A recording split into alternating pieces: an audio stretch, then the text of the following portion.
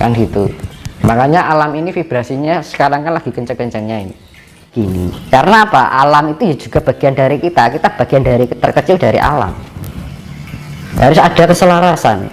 Ketika vibrasi alam semesta ini ya kita harus mengikuti aja. Kalau terjadi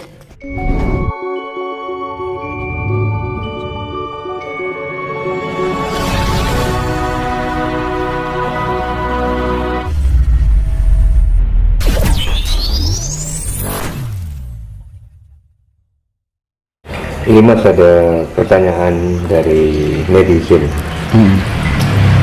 Pencetus ajaran Hasta Brata, kapan lahirnya? Ditujukan untuk orang awam atau khusus pemimpin? Apakah dalam ajaran agama Islam, Kristen, Hindu, dan lain-lain substansi Hasta Brata juga ada?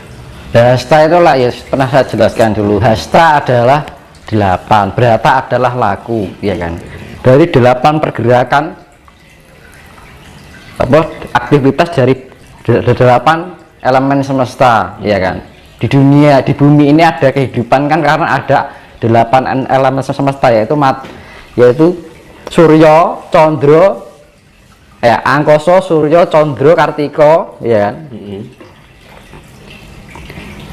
Maruta, Samudra, Dahana, karo tanah kan ya toh. Jadi bahasa Indonesianya surya, angkasa, surya, chandra, bintang. Chandra itu bulan, bintang, ya kan? Air, api, angin, tanah. Nah, bumi ini ada kehidupan kan karena ada itu tuh Mas. Nggak kayak, makanya di planet lain kan nggak ada, di sana nggak ada air, nggak kayak di bumi ini. Makanya tercipta kehidupan karena ada Hasta Brata. Hasta 8 Brata adalah pergerakan aktivitas. Karena ada pergerakan dari 8 elemen semesta itu, maka terciptalah kehidupan. Dan itu bisa diterapkan di dalam diri kita karena kita bagian dari mikro dari bumi ini. Ya kan? Kita sama bumi itu sama, cuman kita wujudnya beda. Dan kita lebih kecil kan gitu. Iya. Ya kinerjanya unsur-unsurnya sama. Nah, kita tanpa angkasa mau di bumi ini mau bertempat di mana, ya kan? Bumi tidak ada kehidupan jika tidak ada air, sama seperti kita. Bumi tidak akan bisa ada kehidupan jika nggak ada udara, ya sama seperti kita. Gitu Mas. Nah, itu penggambaran Hasta Brata itu adalah terciptanya kehidupan karena terjadi pergerakan 8 elemen semesta yang saling melengkapi. Ada pergerakan, aktivitas. Hasta Brata artinya itu Mas, secara hakiki ya. 8 hasta. Hasta 8, Brata itu laku. Artinya 8 pergerakan atau aktivitas dari 8 elemen semesta. Jadi sifatnya universal untuk bumi ini. Kan bumi ini ada kehidupan karena ada 8 itu.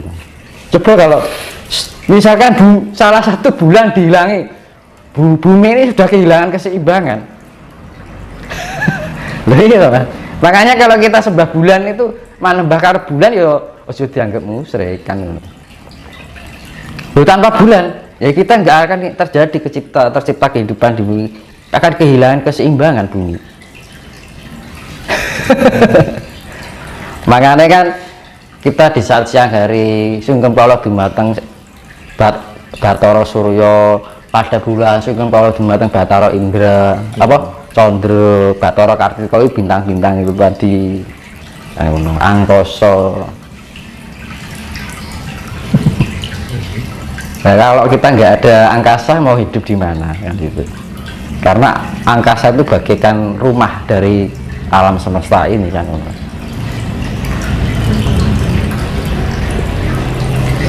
Bolehkah kita dibantu orang lain untuk membuka mata ketiga Mas? Karena ada yang mengatakan tidak boleh dipaksa, karena kalau dipaksa akan berakibat fatal. Bagaimana pandangan Mas? Ya harus jangan instan itu. Jadi membukanya itu dalam arti kata gini, membantu istilahnya membuka celah gitu Mas.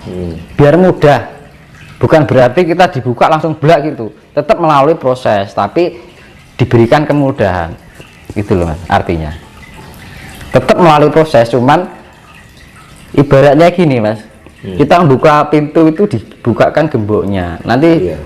membukanya ya di kita sendiri, sama aja melalui proses, dan membukanya juga tidak gampang.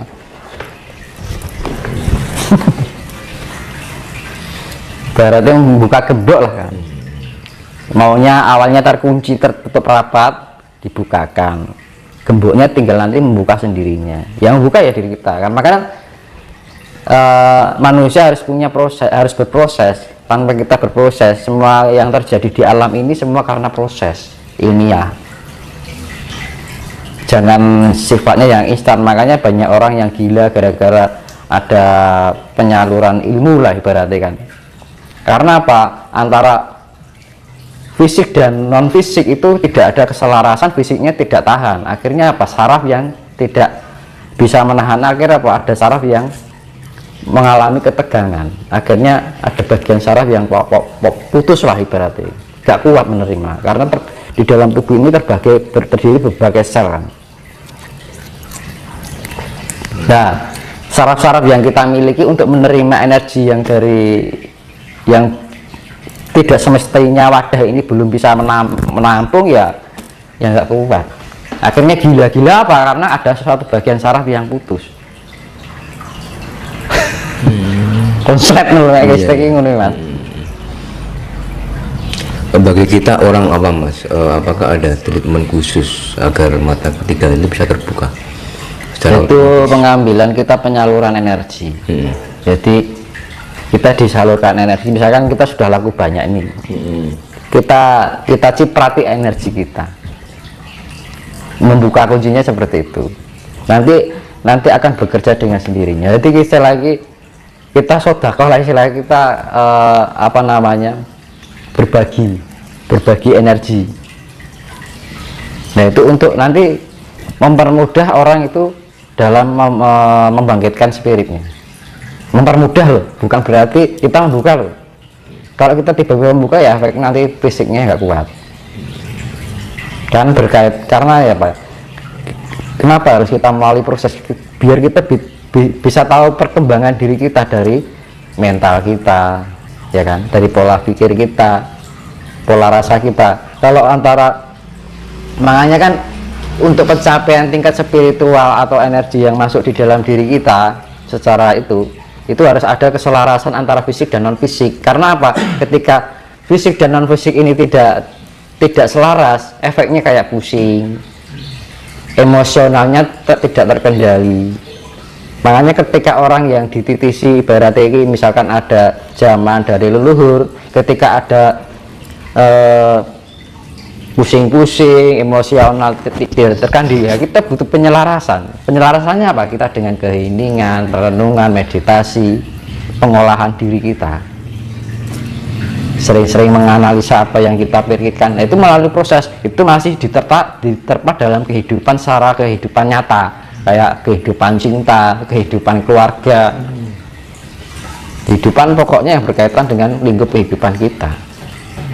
Itu diterpa nanti, diuji keikhlasannya, diuji kesabarannya. Kita harus bisa menahan itu kan gitu. Makanya alam ini vibrasinya sekarang kan lagi kencang-kencangnya ini. Nah, alam ini jangan dilawan, tapi kita diselaraskan. Misalkan gini, ketika alam ini ada guncangan ini kan, kita jangan seakan-akan menjadi pahlawan kesiangan gitu loh. Wah, ingin menghentikan alam. Nah, kita yang nggak kuat nanti. Misalkan kita ke pantai nih, seolah-olah kita ingin menghentikan biar nggak ada tsunami kan. Ya jangan. Kalau nggak kuat dia yang kena. Tapi yang kita perlu lakukan adalah kita penyelarasan. Oh, alam ini vibrasinya sedang begini, saya harus begini. Karena apa? Alam itu juga bagian dari kita bagian dari terkecil dari alam. Harus ada keselarasan.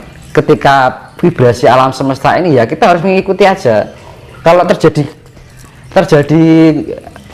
terjadi bencana, ya biarkan, biar alam yang bekerja. Karena apa? Alam begini juga ulah manusia kok, kan gitu kan ya. Karena alam juga ingin berproses. Manusia jangan egois, ingin menangnya sendiri, pengennya selamat terus kepenak terus kan. kan gitu. Alam ini juga ingin memperbaiki diri, ingin berproses, memperproses pada kemurnian lah gitu. Nah karena keinginannya manusia itu ingin baik-baik saja kan, tapi dia tidak menyadari bahwa perilakunya merugikan alam. Ketika alam sedang bencana, alam yang disalahkan, ingin dihentikan kan gitu ya, biar alam bekerja, berproses. Kenapa kalau kita membiarkan alam untuk bekerja, itu dalam arti alam itu juga memperbaiki hidup kita juga sebenarnya, gitu mas. Apa? Kalau kita menghentikan alam ini biar tidak terjadi, dan terus kapan alam mau berproses? Selamanya akan dikuasai oleh angkara murka dan ketamakan dunia. Individualisme akan semakin menjadi-jadi, imperialisme akan menjadi-jadi, hedonisme akan semakin menjadi-jadi, kapitalisme akan semakin menjadi-jadi, akhirnya bumi hancur. Dan kehancurannya gara-gara itu teman. Ya itu makanya butuh keselarasan, kemurnian, butuh ada pendekatan dengan alam. Kita harus bisa merasakan apa yang alam rasakan. Nah gitu. Nah karena apa? Nah kalau tanpa alam kita mau hidup dengan apa? Baru kita nggak minum 1 hari aja nggak, kita haus, butuh air, ya kan? Kita jalan kaki aja menginjak bumi. Nah, apa manusia menyadari itu? Kita coba kalau orang nggak punya nafas, gitu kan? Lah makanya kuncinya itu ojo sambat, ojo ngeresulo, jangan mengeluh. Hidup itu harus bisa selalu mensyukuri apapun yang keadaan. Nah kadang-kadang manusia itu sudah diberikan banyak istilahnya keuntungan atau suatu rezeki lah dibilang, itu aja masih sambat ini itu, misalkan usahanya macet, ya kan, sambat, padahal dia masih bisa makan, masih bisa minum. Nah itu kesadarannya di mana? Dari segi itu aja hilang kan gitu. Makanya orang Jawa itu selalu mendidik wong urip iku kudu narimo. Narimo tuh banyak dan sedikitnya itu harus diterima dengan bersyukur. Orang Jawa mendidik tidak menjadi pribadi yang ambisius, tapi alon-alon waton kelakon. Makanya di dalam Candi Cethok itu disimbolisasi adalah kura-kura bertempurung loh, daun cinta. Kura-kura kan jalannya pelan-pelan, ya kan. Kura-kura kan simbol keabadian. Makanya ketika orang bisa menjalani kehidupan itu dengan sabar, ikhlas, orangnya akan panjang umur. Nah terus tempurungnya berbentuk cinta. Dimanapun berada kita berada, cinta itu adalah rumah kita yang selalu kita bawa. Nah tempurung kura-kura itu, kura-kura kalau ada bahaya dia berlindung pada tempurungnya. Nah kita berlindung dengan kasih itu tadi. Manakala kita bisa menerapkan kehidupan di dalam kasih ini, Tuhan akan melindungi kita, alam pun juga. Terus orang kalau mempunyai kepribadian asih, dia nggak akan mempunyai musuh. Dilalah itu mas. Di mana-mana selalu dihargai, disegani lah ibaratnya kan gitu. Terus gini mas, apa sih keistimewaan jika seseorang sudah terbuka mata ketiga? Ya kita lebih mengetahui gelaring jagat mas. Kita lebih memahami dari esensi dari alam semesta ini. Oh alam itu begini, oh prosesnya begini. Jangan diarahkan hanya suatu hal yang mistis saja kan gitu. Nah itu loh, kadang-kadang hanya diarahkan hal yang sifatnya mistis, klinik kan gitu. Tapi kalau kita sudah terbuka oleh mata yang namanya mata ketiga, kita lebih bisa memahami esensi dari alam itu. Oh alam itu bekerjanya seperti ini loh. Lah aku itu bagian dari alam. Ya sama seperti alam, akhirnya kita lebih paham bagaimana kita hidup di dunia ini.